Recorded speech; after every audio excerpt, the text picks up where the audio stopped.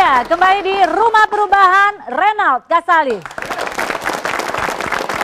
Dan kita masih akan kembali mendengarkan perbincangan antara Pak Reynald Kasali dengan Ibu Susi. Dan sepertinya ini bisa menjadi inspiratif juga buat kita semuanya nih dari ceritanya Ibu Susi. Silakan Pak Reynald. Ya Intan, ada satu hal yang menarik. Belakangan ini ada iklan ya yang membandingkan antara saya dengan orang bejo. Ya, karena saya dikenal dengan tema iklannya dulu adalah orang pintar, tetapi katanya bejo lebih pintar dari orang pintar katanya, begitu ya? Lebih beruntung, bejo lebih beruntung. Itu ada benarnya mungkin. Tapi pertanyaannya adalah kenapa ada orang yang namanya orang beruntung? Seneca itu pernah mengatakan Intan bahwa luck is somewhere when opportunity meets preparations. Ya, opportunity meets preparation. Kemampuan membaca peluang. Tapi baca peluang ini kadang-kadang ya nggak terbaca juga begitu. Kita cuma kerja-kerja aja begitu ya. Tapi ada preparation, persiapan. Persiapannya sudah ada pabriknya. Ya. Pabriknya sudah ada, tapi uangnya nggak ada. Lain waktu ketika ada orang Jepang datang, dia perlu pabrik. Nah pabriknya udah ada. Yang beruntung adalah yang sudah punya pabrik. Kira-kira begitulah ya. Makanya pepatah Jepang itu pernah mengatakan, kepiting itu tidak pernah membuat lubang lebih besar dari ukuran tubuhnya.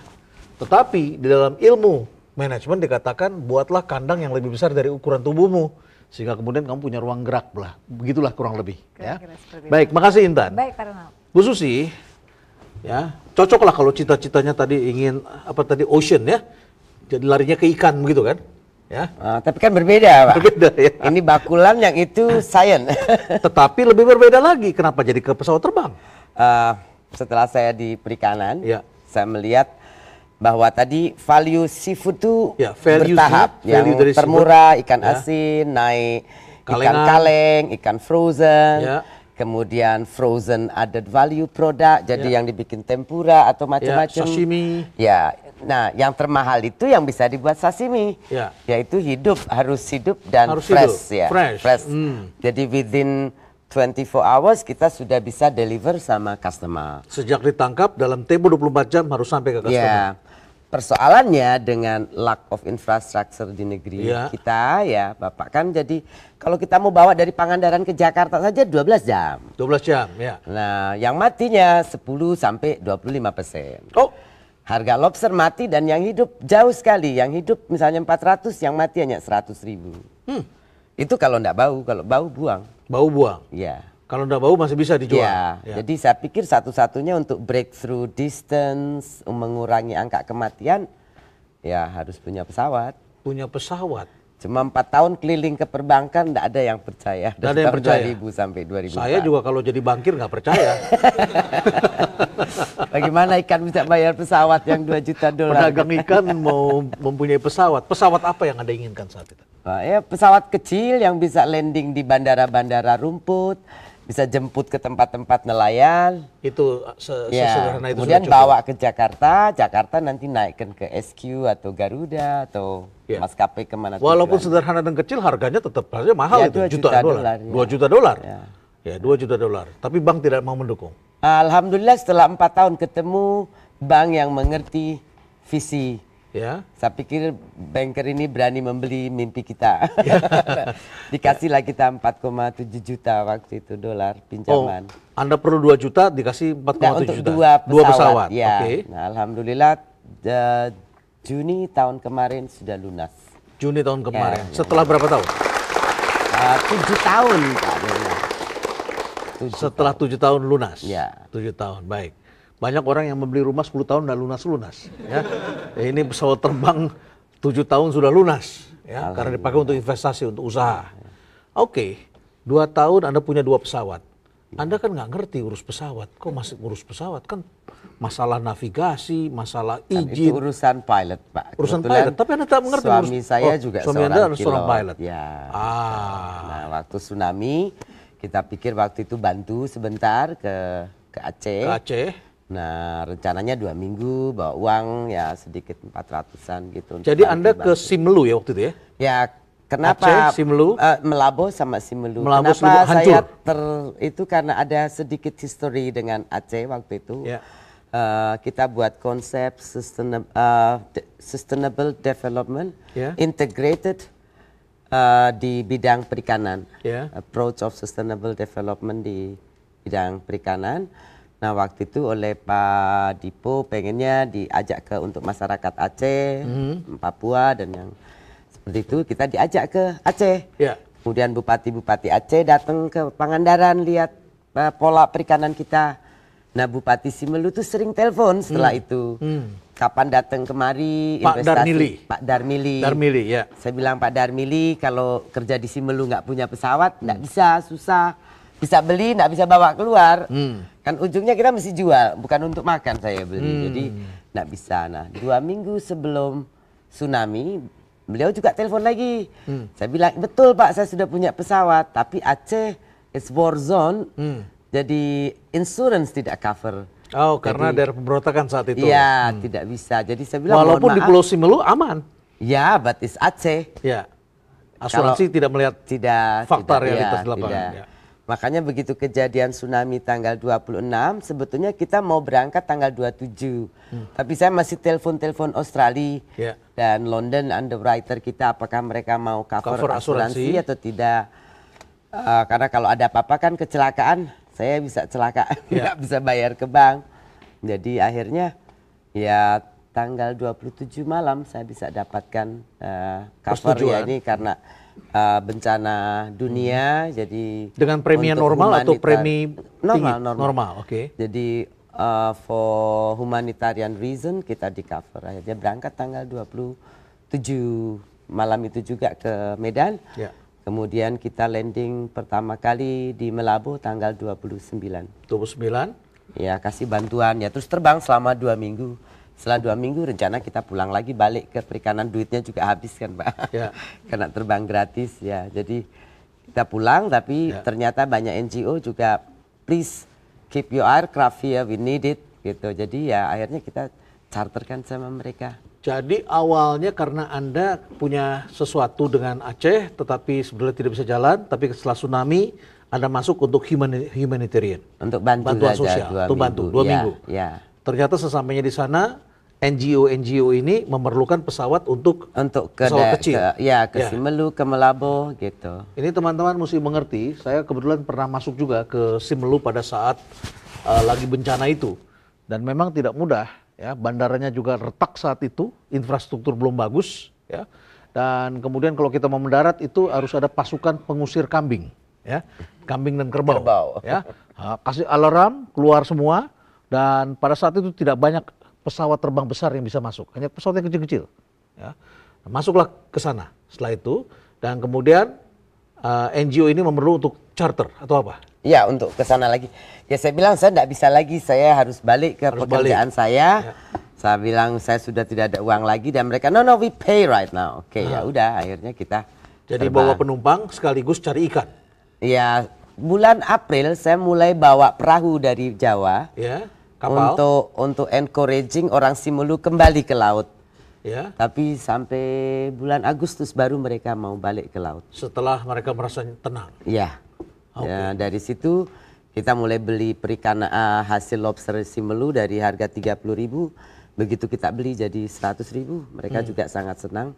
Ekonomi membaik. Iya. Ya, saya ingat saya pernah makan lobster di rumahnya Pak Bupati, Darmili, Pak Darmili. Jadi saya sangat familiar dengan alam di Pulau Simelu yang kalau Anda ke sana ini daerah masih terpencil, tetapi sejak tsunami daerah-daerah ini di Aceh, saya kira Aceh menjadi provinsi dengan infrastruktur terbaik di Indonesia saat ini. Kira-kira begitu Intan? Apa teman-teman ada yang ingin didiskusikan barangkali? Ini pasti para teman-teman yang hadir di studio ingin bertanya kepada Ibu Susi. Boleh ya Bu Susi ya? Boleh. Baik, silakan, siapa yang ingin bertanya dari sisi kanan ini?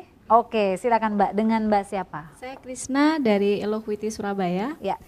Jadi sekarang ini Ibu sudah berhasil meraih apa yang Ibu inginkan. Pertanyaannya adalah bagaimana saatnya kini Ibu menata kesuksesan dan mempertahankannya. Menata kesuksesan. Menata dan mempertahankan. Very tough, sangat berat dan tidak mudah. Kalau tadi Mbak tanya apakah ini yang saya inginkan, the time waktu itu saya tidak tahu. Apakah itu yang saya inginkan? Karena kadang kalau lagi banyak masalah juga apa benar ini yang saya inginkan? Just do it. Apalagi sorry. So, jadi, just do it. Just do it, tapi ya ujungnya begitu besar begini dengan 45 pesawat. kurang lebih 150 sampai 200 flight per hari. Dari Papua, Kalimantan Timur, Sumatera, Kupang. Ngatur juga pilot-pilot karena kita Indonesia kekurangan pilot. Jadi pilot, hampir 90% pilot kita juga foreigners. Nah juga urusannya banyak, beda culture, beda apa. Sedikit susah, tapi yang saya coba adalah menerapkan open management. Jadi saya juga selalu belajar dari mana-mana. Kadang-kadang kita belajar tidak perlu dari orang yang pintar atau berpendidikan atau punya gelar sarjana. Anda bisa belajar manajemen dari semua orang. Dari kadang-kadang kasih contoh cerita pada saat meeting dengan manajemen, sebuah pengalaman. Saya punya pembantu Pak Renald. Pembantu ini tidak pendidikan, SD pun tidak selesai. Satu hari saya lihat ada rokok, tisu, air putih di setiap meja di rumah saya. Sebelah tempat tidur, di kamar mandi, di ruang tamu, di ruang kerja, pokoknya dia semua yang kira-kira saya akan ke sana dia taruhin, Mbak. Satu rokok, satu air putih, satu tisu, pokoknya semua kelengkapan saya di situ. Kebiasaan dia sudah dikenali oleh dia. Nah, saya tanya sama dia, kenapa kamu taruh gitu, kan banyak katanya. Lah nek mboten jenengan rak nyeluki kula mawon katanya gitu, Pak. Jadi kalau nggak saya gitu kan nanti bentar-bentar manggilin saya. Saya nggak bisa kerja kata dia. Jadi saya bawa satu pak, saya taruh 5 menit pun nggak nyampe seluruh rumah selesai. Jadi sehari saya nggak ganggu dia katanya. Pinter ya orang itu ya? Iya, saya bilang itu very smart Pak. Jadi preparation tadi dia prepare to anticipate supaya tidak dipanggil, tidak diganggu. Dia juga kerja lebih tenang. Karena kalau tidak pasti ibu sebentar-bentar panggil saya, Mbak rokok, Mbak air, Mbak ini. Jadi dia taruh semua, tek. Ya. Saya kira nih anak buah saya mesti belajar bagaimana caranya. Oke, kita. Ya. Saya kira gitu ya. Jadi preparation ya, open, being prepare gitu, itu luar biasa. Luar biasa. Sudah terjawab ya Mbak ya. Oke, dan kita masih punya satu penanya lagi ya Bu Susi ya. Oke, silakan dari sisi kiri. Nama saya Air Soibi dari Universitas Indraprasta. Melihat keberhasilan Ibu dalam memutuskan untuk tidak melanjutkan ke pendidikan formal, yang saya ingin tanyakan bagaimana cara untuk membangun jati diri kita sendiri yang sehingga akhirnya menemukan potensi dari diri kita sendiri. Baik, terima kasih. Baik. Silakan Ibu Susi. Ini pertanyaan orang sekolah, jati diri.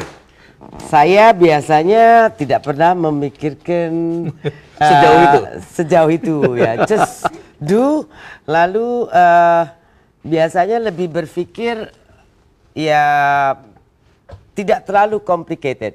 Jadi kalau saya lihat saya bisa kerjakan, saya kerjakan. Try my best sebaik mungkin. Kalau hasilnya jelek ya kita nanti perbaiki, itu aja. Jadi tapi yang pasti kita mesti try your best.